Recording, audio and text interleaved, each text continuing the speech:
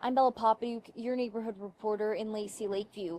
A city trip to Hawaii for a conference is drawing criticism and confusion, with some neighbors questioning if tax dollars were spent wisely.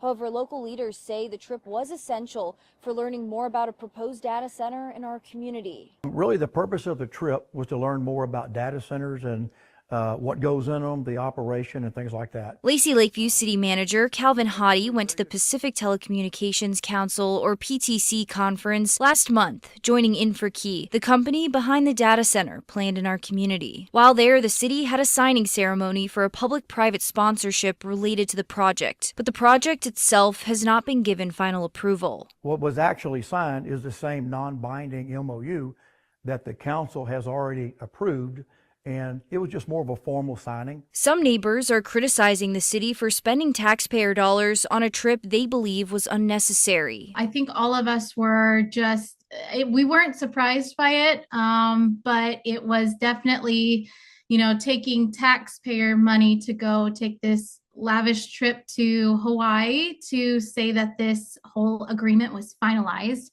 which I just want to tell people this was not finalized. I think everybody seems to want to make a big deal out of this thing because it was in Hawaii, but that's where that conference is held every year. City leaders say next steps include working with Infokey to develop timelines and continuing early discussions with the city of Waco about a potential water partnership. Hottie also says he believes some information circulating online about the project is misleading. What I learned at the conference is what we're hearing out from people here posting on things is really not accurate. They're not sending out accurate information. But neighbors tell me they have done their homework and remain concerned about the project's potential local impact. We didn't have to take a trip to Hawaii to do our due diligence on what this is going to potentially bring to our area. We know that people don't want to look out their back door or their front door and see this massive